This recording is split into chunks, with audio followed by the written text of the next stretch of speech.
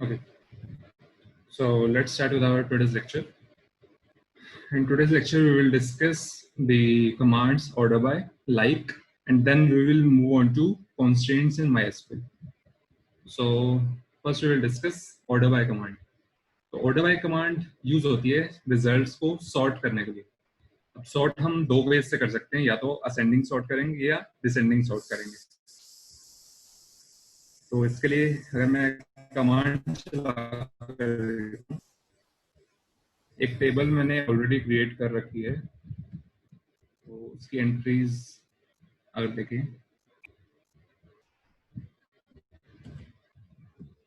Yes, सो table में दो columns हैं, एक है आईडी और दूसरा है नेम. अगर मैं अब कमांड चलाता हूँ select star from table name, अब अगर मुझे रिजल्ट्स डिसेंडिंग आईडी वाइज, कि मुझे रिजल्ट ऐसा कुछ चाहिए जिसमें डिसेंडिंग आईडीज, तो मैं यूज करूंगा ऑर्डर बाय. तो select star from table name order by ID descending. Descending के लिए यूज करूंगा मैं डेस्क, और असेंडिंग के लिए यूज करूंगा मैं एस्क, दैट इज ASC और DESC. तो यहाँ मेरी जो रोज फेच होकर आ रही हैं वो आएंगी 5 4 3 2 1, दैट इज डिसेंडिंग ऑर्डर में. तो अगर मैं सिर्फ इतना लिखता कि ऑर्डर बाय आईडी, तो मेरा बाय डिफॉल्ट असेंडिंग ऑर्डर में सॉर्ट होता है, यानी कि छोटे से बड़ा आईडी दिखाएगा. तो अगर मैं ASC या DESC कुछ भी मेंशन नहीं करता हूँ, तो मेरा by default order by ascending order में सॉर्ट करके मुझे रिजल्ट्स देता है. या फिर मैं असेंडिंग चाहिए हो तो ASC भी यूज कर सकता हूँ.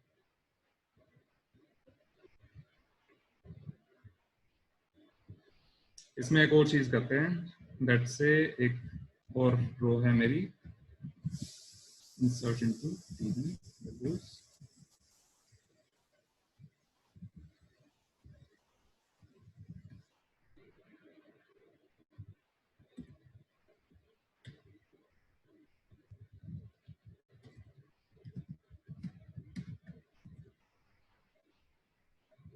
अब अगर मैं इस पे अप्लाई करता हूँ ऑर्डर बाय असेंडिंग ऑर्डर में, तो मेरा आईडी आ जाता है 1 1 2 3 4 5. ऐसे ही मैं अगर करता हूँ डिसेंडिंग ऑर्डर में, तो मेरा डिसेंडिंग ऑर्डर में सॉर्ट हो जाता है 5 4 3 3 2 1 1. अब अगर मैं अप्लाई करता हूँ order by ID comma name, तब क्या होगा? अगर मैंने दो कॉलम्स पे order by ID comma name, first of all अगर मैंने ऑर्डर बाय आईडी लिखा है तो सिर्फ वो बाय डिफॉल्ट वाला ऑर्डर बाय उठाएगा, दैट इज असेंडिंग ऑर्डर में. और नेम लिखा है तो भी वो बाय डिफॉल्ट असेंडिंग ऑर्डर में ही उठाएगा. तो इस कमांड से मेरा होगा क्या कि सबसे पहले मेरा ऑर्डर बाय होगा आईडी पे, आईडी पे मेरा असेंडिंग ऑर्डर चलेगा, तो मेरे रिजल्ट्स जो फेच होकर आएंगे वो आएंगे 1 1 2 3 4 5. और उस पर मेरा दोबारा ऑर्डर बाय हो रहा है नेम से. अब नेम से दोबारा, यानी कि 1 वाली मेरी दो रोज है, आईडी इक्वल टू 1 वाली मेरी दो रोज है, जिसमें नेम है SGAR और SGARS. तो अगर मेरा नेम से अगर मैं ऑर्डर बाय असेंडिंग लगाता हूँ, तो मेरा जो पहला आने वाला है वो आएगा सागर, देन आएगा सागर S. तो मेरा पहले हो गया ऑर्डर ऑर्डर बाय आईडी के अकॉर्डिंग, और फिर हो गया नेम के अकॉर्डिंग. ये जो इक्वल आईडीज हैं उनमें फर्दर ऑर्डर बाय हुआ है नेम के अकॉर्डिंग. ऑर्डर बाय में किसी को डाउट हो तो पूछो.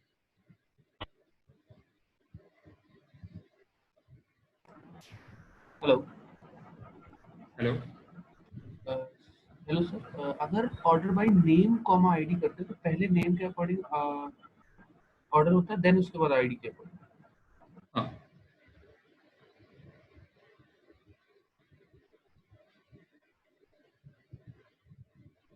एक बारी नेम कॉमा आईडी पे करके दिखाओगे?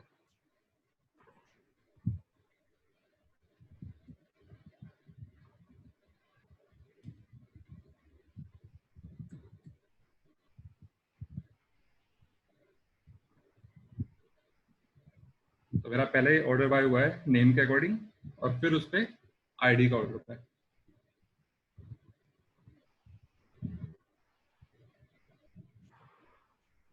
और किसी को कुछ डाउट?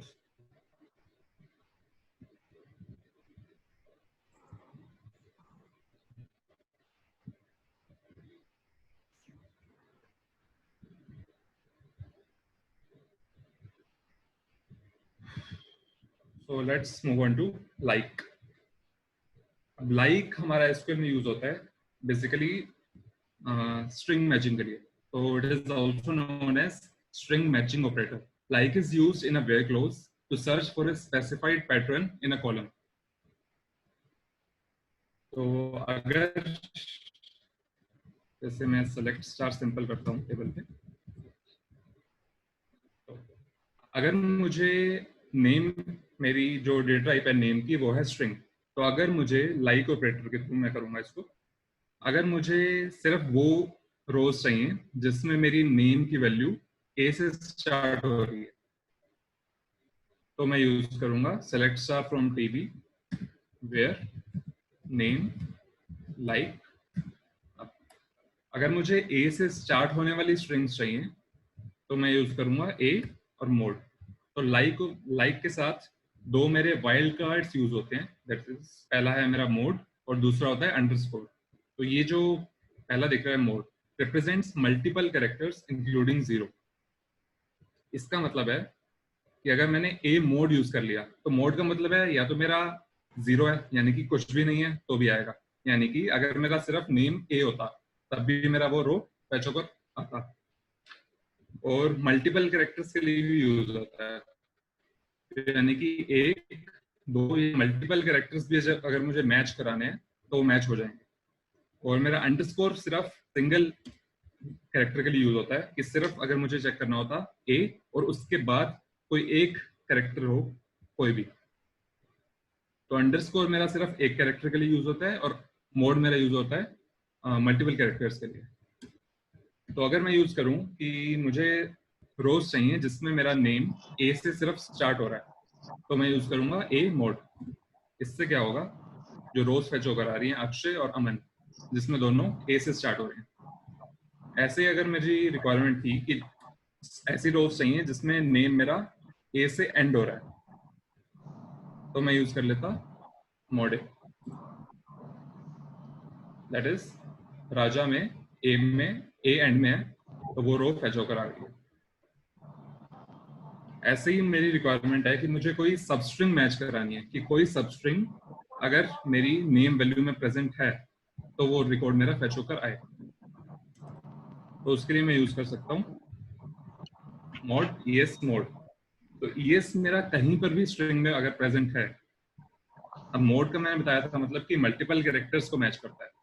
अब ईएस से पहले भी कुछ भी आ सकता है और ईएस के बाद में भी कुछ भी आ सकता है, बस बीच में हमारा ईएस कहीं ना कहीं लाई करना चाहिए स्ट्रिंग में. तो अगर ऐसा है यानी कि टेस्ट स्ट्रिंग में मेरा ईएस सबस्ट्रिंग लाई कर रही है तो वो रिकॉर्ड मेरा फैच होकर आएगा. यहाँ तक किसी को कोई डाउट?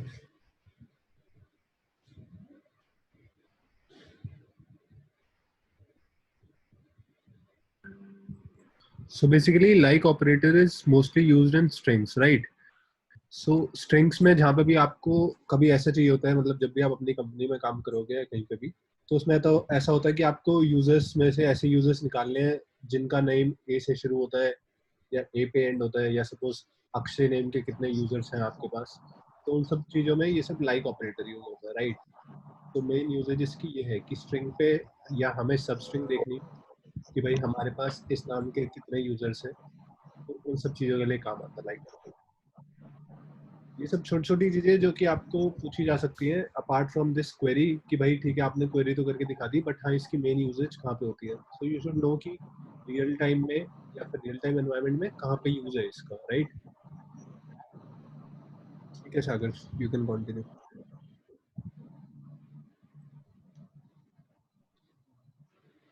तो अब डिस्कस करते हैं कि कॉन्स्टेंट्स क्या होते हैं MySQL में. काफी कंपनीज में पूछा भी जाता है, तो it is important topic. So constraints are used to limit the type of value that can be entered in a table. Constraints can be specified when a table is created or after the table is created. तो constraint अगर मैं simple सी language में बताऊं तो मेरा जो अगर column की वैल्यू है, अगर मैं बाय डिफॉल्ट कॉलम कोई बनाता हूं, जैसे मैंने आईडी कॉलम बनाया, तो उसमें मेरी नल वैल्यूज इंसर्ट हो पाती हैं या फिर डुप्लीकेट एंट्रीज भी मैं स्टोर कर सकता हूं. बट मेरी कुछ ऐसी रिक्वायरमेंट है जैसे मुझे कोई लॉगिन पेज बनाना है लेट्स से, और मुझे यूजर नेम और पासवर्ड मैं एज एंट्री फॉर्म से इनपुट ले रहा हूँ। तो अगर मैं चाहता हूँ कि मेरा यूजर नेम सभी मल्टीपल यूजर्स का, मतलब यूजर नेम सबका यूनिक रहे, यानी कि किन्हीं भी दो यूजर्स का मेरा सेम नेम नहीं रहना चाहिए, तो उसके लिए मैं कॉन्स्ट्रेंट्स यूज करूंगा MySQL में।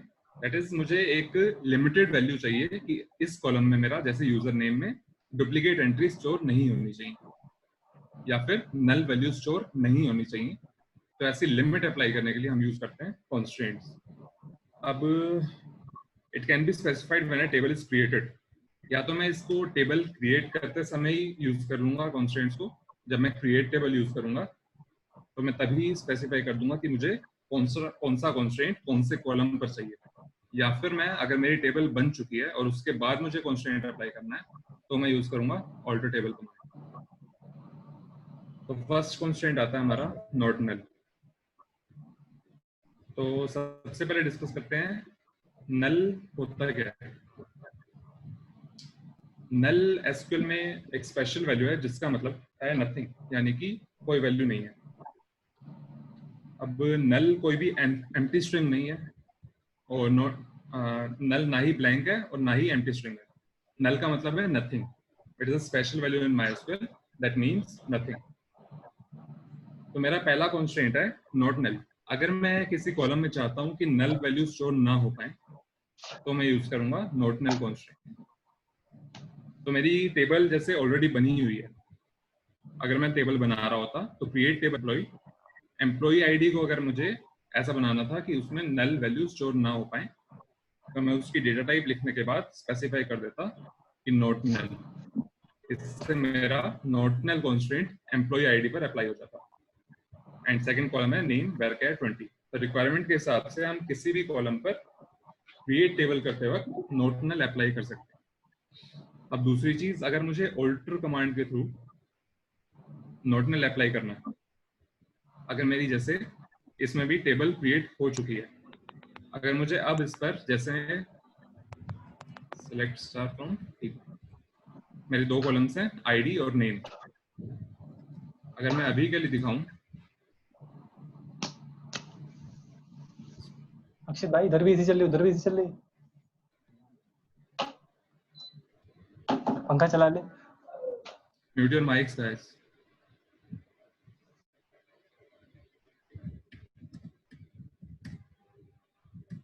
तो ऑल्टर कमांड के थ्रू देखते हैं कि नॉट नल कंस्ट्रेंट हम कैसे अप्लाई कर सकते हैं। तो यूज करेंगे हम ऑल्टर टेबल, टेबल का नाम, एंड मॉडिफाई। मॉडिफाई, अब जिस पर भी मुझे जैसे आईडी पर नॉट नल अप्लाई करना है, तो आईडी, उसकी डेटा टाइप, और उसके आगे दे देंगे हम नॉट नल।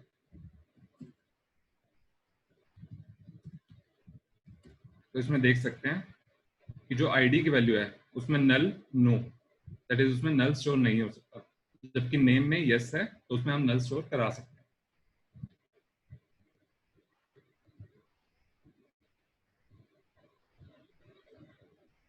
यहां तक किसी को कोई डाउट?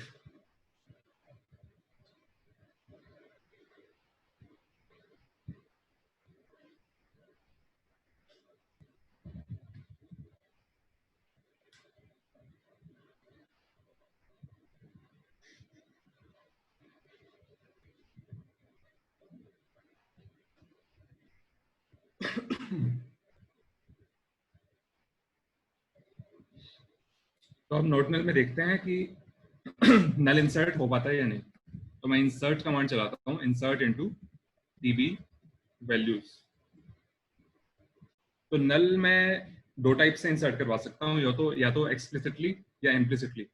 अगर मुझे एक्सप्लिसिटली नल स्टोर करवाना है, यानी कि मैं आईडी में पास कर रहा हूँ एक्सप्लिसिटली नल, और नेम में लेट से कुछ भी पास कर देते हैं एबीसी, तो ये देगा एरर, बिकॉज हमारा नॉट नल कंस्ट्रेंट अप्लाइड है आईडी पर।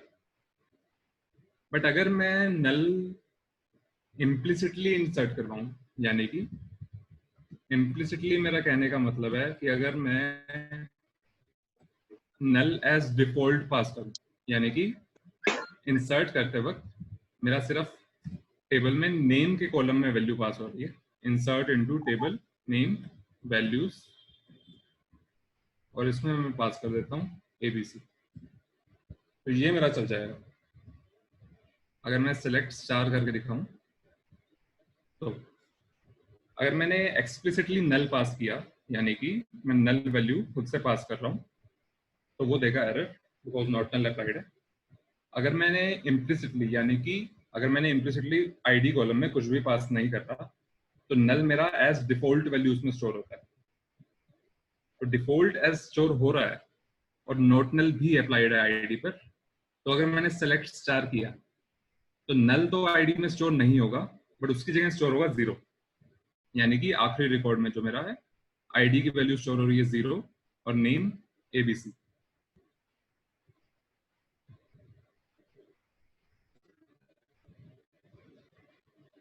अब लेट से हम ऑल्टर टेबल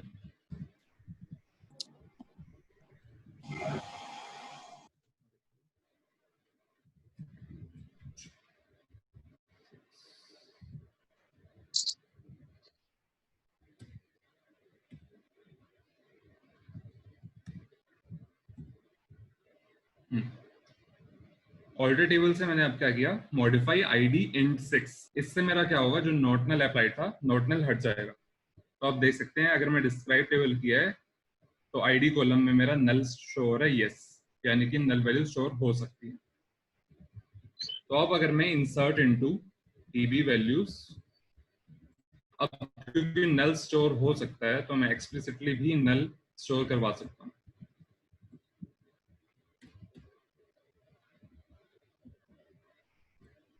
देख सकते हैं कि यहाँ पर मेरा 2 रिकॉर्ड्स ऐसे हैं जिसमें ID equal to null store कर चुका हूँ। लेकिन अब मैं क्या करता हूँ, ऑल्टर टेबल दोबारा अगर मैं आईडी कॉलम को नॉट नल बनाता हूँ तो क्या होगा, बिकॉज मेरी आईडी कॉलम में अभी पहले नल वैल्यू स्टोर्ड है और मैं अब उसको ऑल्टर कमांड के थ्रू नॉट नल बनाना चाह रहा हूँ। तो अब मेरा जो पहले से ऑलरेडी नल स्टोर्ड है वो सारी वैल्यूज हो जाएंगी 0।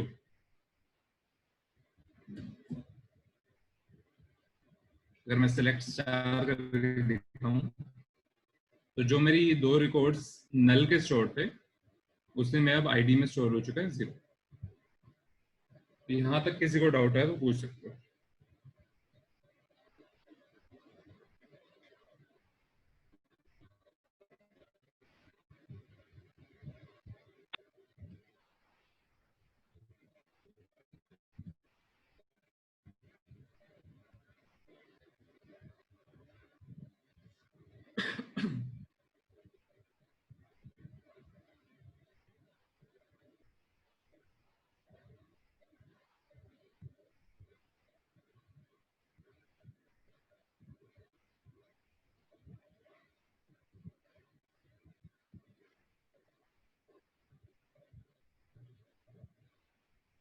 तो अगला कंस्ट्रेंट आता है हमारा एसक्यूएल में यूनिक कंस्ट्रेंट।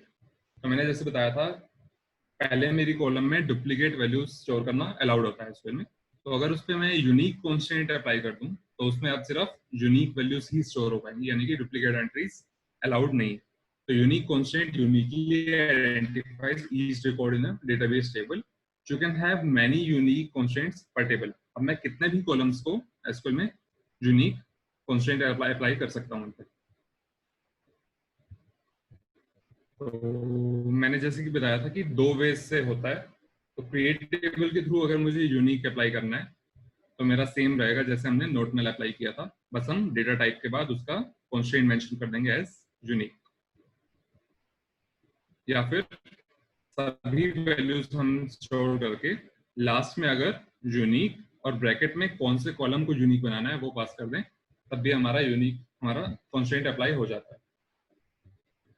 अब बात आती है अगर मेरी ऑलरेडी टेबल बन चुकी है और मुझे अब यूनिक कंस्ट्रेंट करना है, तो लेट्स से इसमें पहले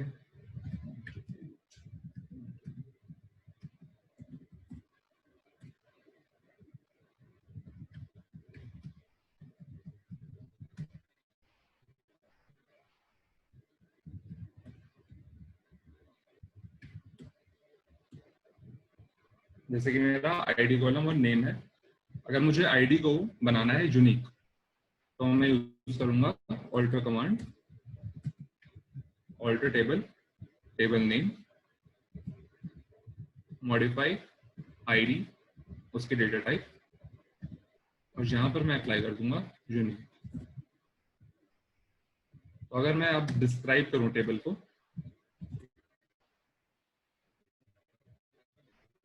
तो देख सकते हैं कि यूनिक मेरा आ चुका है, तो यानी कि मेरा आईडी कॉलम पे यूनिक कंस्ट्रेंट अप्लाई हो चुका है।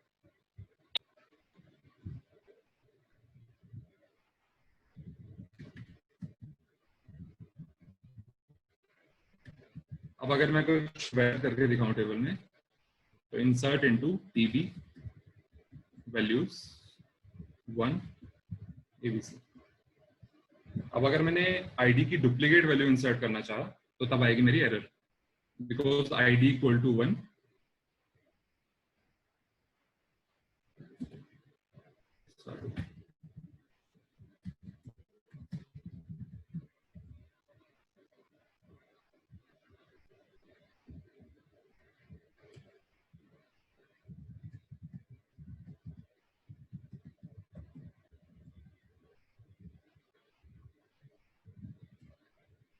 Duplicate entry 1 for key ID, because मेरी आईडी इक्वल टू 1 पहले से एग्जिस्ट कर रही है टेबल में, और मैं अब उसको आईडी को बना चुका हूँ यूनिक। तो डुप्लीकेट एंट्री मेरी 1 स्टोर नहीं हो पाएगी, और इसमें आएगी एरर।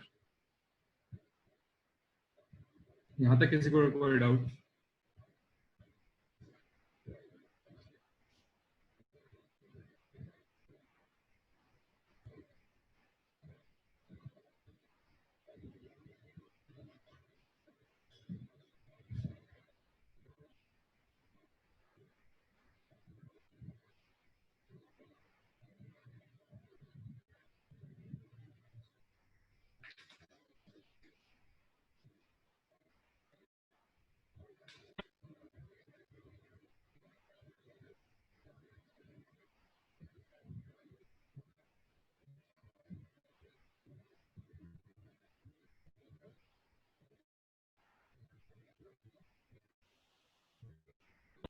Okay, fine.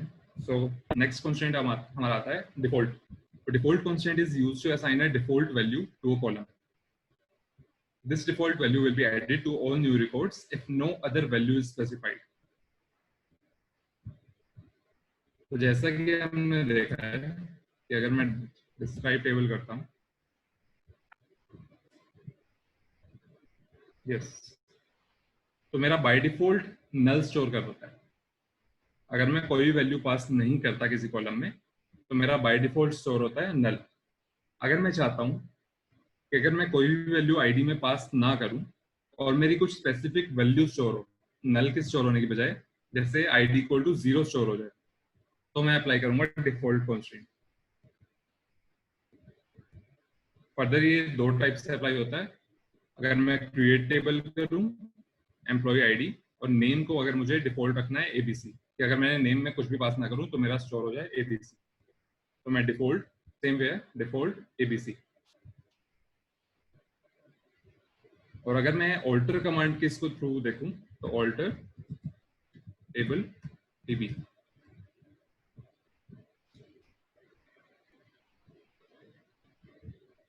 अगर मुझे आईडी कॉलम को डिफॉल्ट 0 स्टोर करवाना है, तो मैं यूज करूंगा alter table TB, modify ID, उसकी डेटा टाइप डिफॉल्ट 0। अगर मैं डिस्क्राइब टेबल करता हूं, तो जहां मेरा डिफॉल्ट में पहले नल आ रहा था, वहां अब आ रहा है 0। तो अगर मैं कोई इंसर्ट की कमांड चलाता हूं और सिर्फ अगर मैं नेम में वैल्यू पास कर रहा हूं, यानी कि मैं आईडी में वैल्यू पास नहीं करा रहा, लेट्स से pqr इंसर्ट किया,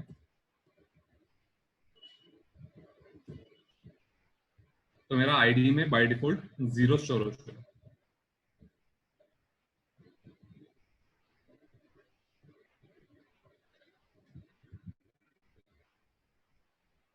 इसमें कुछ डाउट?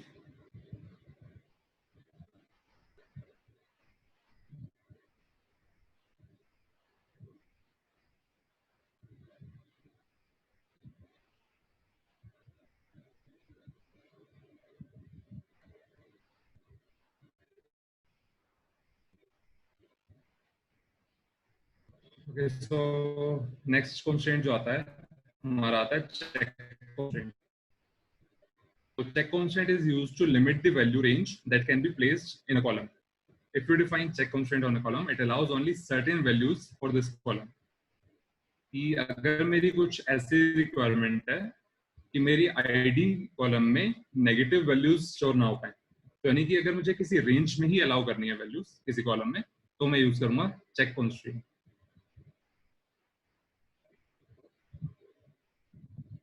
तो अगर मैं इसको ऑल्टर कमांड के थ्रू करके दिखाऊं, तो alter table TB add check id greater than equal to 0.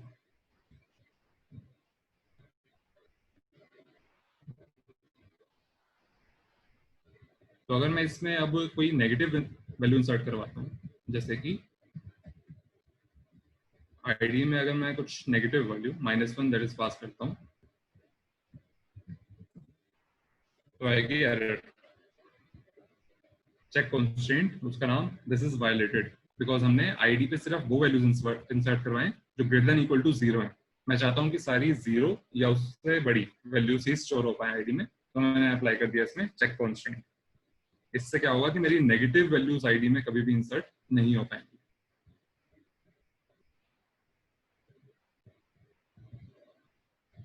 And last आता है हमारा प्राइमरी की, और उसके बाद एक दो कंस्ट्रेंट और बचते हैं जो हम नेक्स्ट लेक्चर में डिस्कस करेंगे. दैट इज उसके बाद आएगा फॉरेन की और ऑटो इंक्रीमेंट लास्ट. तो अगर मैं प्राइमरी की बात करूं, तो सबसे इंपॉर्टेंट है हमारा प्राइमरी की, जो हमारा कॉम्बिनेशन होता है यूनिक और नॉर्डिनल कंस्ट्रेंट्स. तो अगर मुझे आईडी को यूनिक भी बनाना है और उसमें ऐसा भी चाहता हूँ कि मैं नल वैल्यू स्टोर ना हो पाए, तो प्राइमरी की हमारा कंस्ट्रेंट करता क्या है? प्राइमरी की हमारा बेसिकली डेटाबेस की टेबल्स में हर रिकॉर्ड को यूनिकली आइडेंटिफाई करने में मदद करता है. यानी कि अगर मेरा आईडी 1 2 3 4 5 ऐसे कुछ स्टोर्ड है n स्टूडेंट्स के लिए, तो मैं आईडी की वैल्यू से, जैसे मैं आईडी की वैल्यू 4 से, लेट्स से मुझे आईडी इक्वल टू 4 का पूरा रिकॉर्ड फेच करना है, तो अगर मेरा उसमें यूनिक वैल्यूज होंगी और नॉर्डिनल होगी, तो मैं उसको उस पर्टिकुलर कॉलम से जो कि प्राइमरी की है हमारा टेबल में, उससे मैं क्या करूंगा, फेच कर लूंगा पूरा record. Primary key constraint uniquely identifies each record in a database table. The primary key column can't contain null values and must contain unique values. So ये unique plus not null. तो हमारी requirement होती है कि हर table में एक primary की हो और हर टेबल एक ही प्राइमरी की होना चाहिए. अगर मेरा टेबल में मैंने प्राइमरी की नहीं बनाया, तो वो टेबल कहलाती है वीक एंटिटी. तो अगर मुझे प्राइमरी की अप्लाई करना है, आईडी पे ही प्राइमरी की अप्लाई करके दिखाता हूँ. तो alter table TB add primary key ID. तो अगर मैं डिस्क्राइब टेबल के थ्रू दिखाऊं, तो मेरा की में प्राइमरी स्टोर हो चुका है, यानी कि मेरा आईडी बन चुका है प्राइमरी की टेबल में. तो आईडी की मदद से मैं अब किसी भी रिकॉर्ड को यूनिकली आइडेंटिफाई कर सकता हूँ. यहां तक किसी को डाउट है तो पूछ सकते हो प्लीज.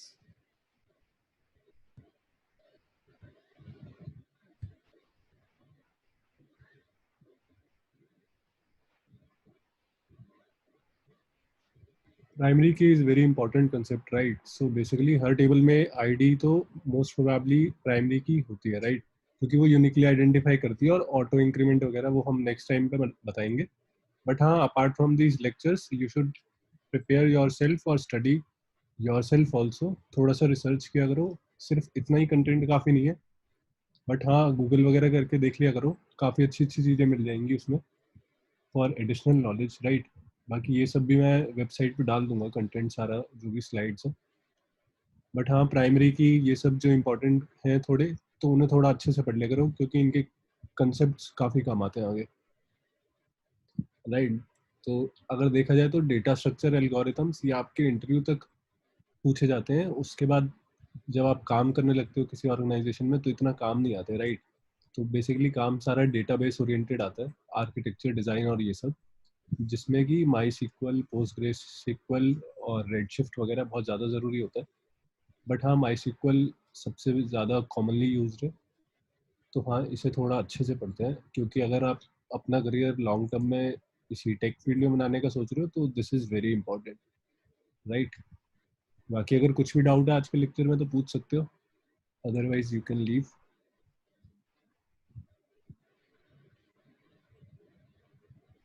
हाँ, you can rate us यार, please rate the session from 1 to 5 on the chat, right? I am the host and I am reading it, so please rate us, and if it's not 5 then please let me know कि कहाँ पे improvement करनी है. Thank you so much.